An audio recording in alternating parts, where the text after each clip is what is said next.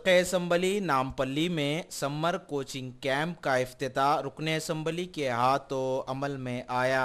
Vijayanagar sports complex में swimming pool का रुकन असम्बली जाफर हुसैन मेराज ने सीटी बजाकर आगाज कर दिया।